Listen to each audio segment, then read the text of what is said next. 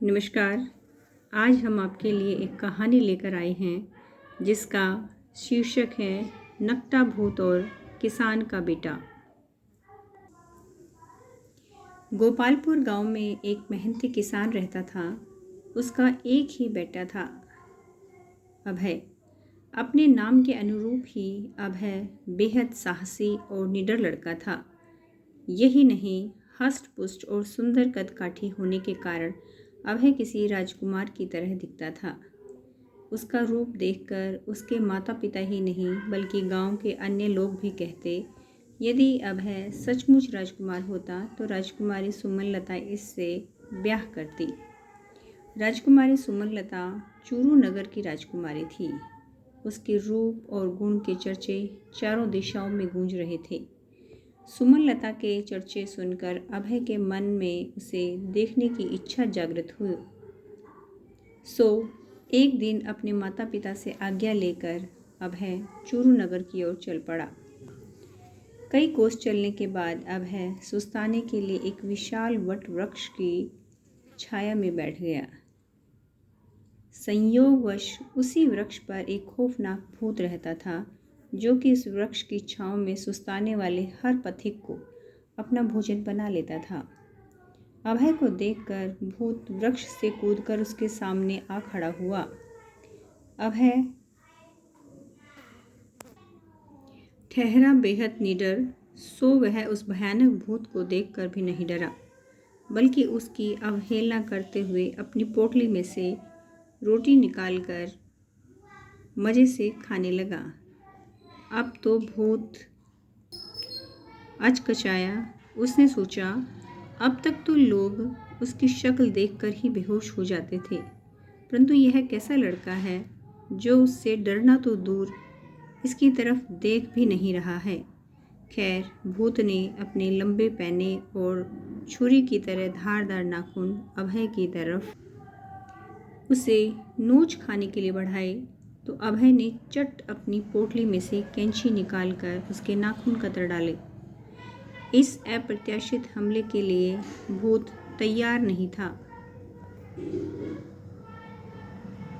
उसने खोखलाकर अपने बड़े बड़े भयंकर दांत दिखाते हुए, ए छोकरे, अब मैं अपने इन शेर से भी ज़्यादा मजबूत दांतों से तेरे टुकड़े टुकड़े कर डालूंगा। परंतु अभय ने आव देखा न ताव अपने कंधे से लटकी कुल्हाड़ी भूत के दांतों पर दे मारी। फौरन ही भूत के सारे दांत झड़कर जमीन पर आ गिरे। अब तो भूत गुस्से से पागल हो उठा और अभय की साबुत ही निगल जाने के लिए उस पर झपटा। लेकिन निडर अभय ने अपनी जेब से चाकू निकालकर आनन फानन में भूत की नाक काट डाली। नाक कटते ही भूत के सारे हौसले पस्त हो गए। फिर नकटा भूत अभय के पैरों पर गिर पड़ा और बोला, बस करो, मैं तुमसे हार गया। आज से तुम मेरे मालिक हो, मैं तुम्हारा गुलाम। तुम जो कहोगे मैं वो करूँगा। ठीक है, तो तुम ऐसा करो कि मुझे फौरन चूरू नगर पहुँचा दो। अभय ने भूत को आज्ञा दी और पलक झपकते ही अभय चूरू नगर में खड़ा था। अभय ने इधर उधर देखा, भूत का कहीं नामोनिशान नहीं था। इतने में आवाज़ आई, मालिक, मैं तुम्हारे साथ ही हूँ, परंतु अब मैं अदृश्य ही रहूँगा, वरना यहाँ के लोग मुझे देखकर डर जाएंगे। लो, तुम यह अंगूठी पहन लो, अब सिर्फ तुम ही मुझे देख और सुन पाओगे। अंगूठी पहनते ही अभय को नकटा भूत दिखाई देने लगा। फिर वे दोनों चूरू नगर में घूम घूम कर वहाँ के हाल चाल जानने लगे। नगर के लोगों से अभय को मालूम हुआ कि राजकुमारी सुमनलता सूर्योदय के बाद स्नान आदि करके देवी के मंदिर में पूजा करने आती है। उस वक्त कोई चाहे तो राजकुमारी को देख सकता है। दूसरे दिन अभय नकटे भूत के साथ मुँह अंधेरे ही मंदिर के प्रांगण में जा बैठा। सूर्योदय होते ही सुमनलता अपनी सखियों के साथ मंदिर में पूजा हेतु आई। उसका रूप देखकर अभय मोहित हो गया और उससे विवाह की इच्छा करने लगा। परंतु शीघ्र ही वह यह सोचकर उदास हो गया कि भला एक किसान के बेटे से एक राजकुमारी क्यों कर विवाह करेगी। अभय के दिल की बात जानकर नकटा भूत बोला, मालिक चिंता क्यों करते हो, कहो तो मैं चुटकियों में राजकुमारी को उठाकर तुम्हारे पास ले आता हूँ। तब अभय ने उसे डपट दिया, भूत होना हमेशा उल्टी ही बात करोगे, मेरी बात ध्यान से सुनो। कल मैंने नगरवासियों के मुँह से सुना है कि शीघ्र ही राजकुमारी का स्वयंवर होने जा रहा है। उसमें अनेक देशों के राजकुमार भाग लेंगे। जो भी राजकुमार सुमलता द्वारा ली गई परीक्षाओं में सफल होगा उसे राजकुमारी वरमाला पहनाएगी। अब कोई ऐसा उपाय करो कि मैं स्वयंवर में भाग ले सकूं। बस इतनी सी बात कहते हुए नकटे भूत ने अभय को सामने राजकुमारों के पहनने योग्य कपड़ों जेवरों का ढेर लगा दिया, जिन्हें पहनकर अभय सचमुच किसी देश का राजकुमार लगने लगा। भूत ने कोई सेवक भी अभय की सेवा में लगा दिए। निश्चित तिथि के दिन अभय भी राजकुमारों के साथ स्वयंवर में भाग लेने राज दरबार पहुंच गया। कुछ देर बाद राजा रानी के साथ सुमलता भी वहां पहुंच गई। फिर राजा की ओर से घोषणा की गई कि जो भी राजकुमार बुद्धि, चातुर्य और साहस की परीक्षा जीतेगा उसे ही सुमलता अपना वर चुनेगी। पहली परीक्षा के अनुसार सभी राजकुमारों को एक कक्ष में ले जाया गया, जहां तरह तरह के पकवानों की सुगंध तैर रही थी। इन सुगंधों को सूंघकर बताना था कि आज शाही रसोई में कौन कौन से पकवान बन रहे हैं। यह एक अनोखी परीक्षा थी। नित 56 व्यंजनों का भोग लगाने वाले राजकुमारों ने अधिक से अधिक पकवानों के नाम गिनाने शुरू कर दिए। इधर अभय का इशारा पाकर नकटा भूत शाही रसोई में पहुंच गया और सारे पकवानों का जायजा लेकर उनके नाम अभय को बताया गया। स्वाभाविक था कि पहली परीक्षा अभय ने ही जीती। दूसरी परीक्षा के अंतर्गत एक कक्ष में बड़ा सा कांच का मछलीदार रखा गया था, जिसमें छोटी बड़ी रंग बिरंगी अनेक मछलियां तैर रही थी। राजकुमारों को बताना था कि इनमें से कौन सी मछली ऐसी है जिसे आज ही समुद्र से पकड़कर मछली घर में डाला गया है।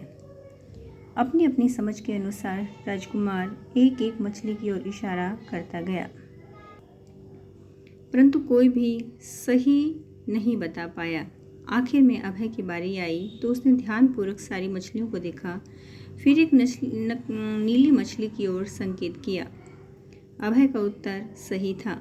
सुमलता ने पूछा कि तुम्हें कैसे पता चला कि यही मछली अभी अभी समुद्र से पकड़कर लाई गई है।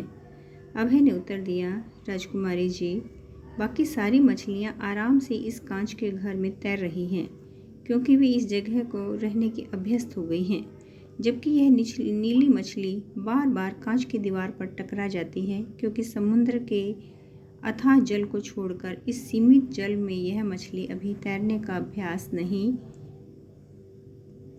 कर पाई है। सुमलता अभय की बुद्धिमत्ता से बहुत प्रभावित हुई। फिर सभी लोग दोबारा राजदरबार में एकत्रित हुए, जहां सुमलता ने सवाल किया, दुनिया में सबसे कोमल और सबसे कठोर क्या चीज़ है? जवाब में किसी राजकुमार ने फूल, किसी ने रेशम, किसी ने मखमल, तो किसी राजकुमार ने स्वयं सुमलता को ही संसार की सबसे कोमल चीज़ बताया, जबकि लोहा, पत्थर, पृथ्वी, अन्य धातुओं को सबसे कठोर कहा गया। परंतु अभय ने सबसे अलग उत्तर दिया, मेरे विचार में संसार का मानव मन ही सबसे कोमल और सबसे कठोर भी है। जहाँ मानव को कठोर मन सैकड़ों प्राणियों का खून बहाकर भी नहीं पसीजता, वहीं कोमल मन खुद पर अनेकों कष्ट सहन कर हजारों दुखी मनुष्यों की सेवा करता है, यहाँ तक कि वक्त आने पर अपनी जान भी दांव पर लगा देता है। अभय का उत्तर सुनकर राजा रानी, सुमलता व सभी संतुष्ट हुए। सचमुच अभय बुद्धिमान और चतुर दोनों था। अब वीरता और साहस की परीक्षा ही शेष रह गई थी। परंतु एकाएक सुमलता ने यह कहकर कि वीरता की परीक्षा कल ली जाएगी, सभा विसर्जित कर दी। सभी राजकुमार अभय से ईर्ष्या करते हुए अपने अपने अतिथि कक्षों में लौट गए। लगभग सभी के दिल में यह विचार उठ रहा था कि यदि रात को अभय की हत्या कर दी जाए तो कल राजकुमारी को उनमें से एक को चुनना होगा। वीरता की परीक्षा जीतना किसी के लिए मुश्किल नहीं मालूम दे रहा था। आधी रात को जबकि अभय अपने कक्ष में गहरी नींद सो रहा था, तब सभी राजकुमार हाथ में नंगी तलवार लिए एक दूसरे से अनभिज्ञ अभय के कक्ष की ओर चल पड़े। नकटाभूत अभय के पलंग के पास ही पहरा दे रहा था। एकाएक हाथ में तलवार लिए कक्ष में राजकुमारों के चारों ओर से घुसते देख नकटाभूत सावधान हो गया।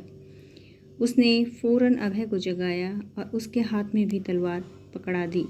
यह सब कुछ पलक झपकते हुआ कि राजकुमार समझ ही नहीं पाए कि एकाएक गहरी नींद में सो रहे अभय ने उठकर हाथ में तलवार कैसे ले ली। खैर, शीघ्र ही सब अभय पर टूट पड़े।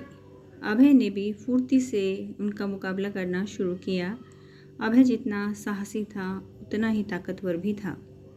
उसने शीघ्र ही अपनी फुर्ती का और ताकत के सभी राजकुमारों को निहत्था करके बंदी बना दिया। सुबह अभय ने स्वयंवर सभा में सभी बंदी राजकुमारों के साथ उपस्थित होकर रात की घटना कह सुनाई।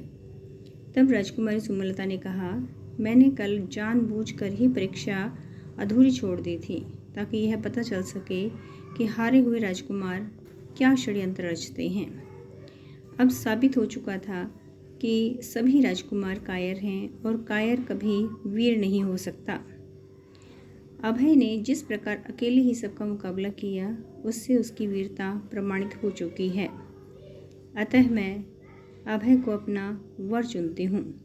यह कहकर सुमलता ने अभय की तरफ बढ़ी, परंतु अभय ने उसे रोकते हुए कहा, ठहरिए राजकुमारी जी, वास्तव में मैं कोई राजकुमार नहीं बल्कि एक किसान का बेटा हूँ। चूँकि मैंने आपको धोखा दिया है इसलिए मैं आपके योग्य नहीं हूँ। अभय को सच्चाई देखकर राजा रानी समेत सभी बेहद प्रभावित थे। राजकुमारी को तो ऐसा सीधा सच्चा सर्वगुण संपन्न जीवन साथी ही चाहिए था, इसलिए उसने बिना देर किए वरमाला अभय के गले में डाल दी। इस मौके पर नकटाभूत खुशी से नाच उठा था और यह सिर्फ अभय ही देख पा रहा था। फिर अभय की आज्ञा पाकर नकटाभूत अभय के माता पिता को वहाँ ले आया। कुछ समय पश्चात अभय चूरू नगर का राजा बना और उसने सुमलता और नकटाभूत की मदद से वर्षों राज्य किया। आज की कहानी आपको कैसी लगी? धन्यवाद।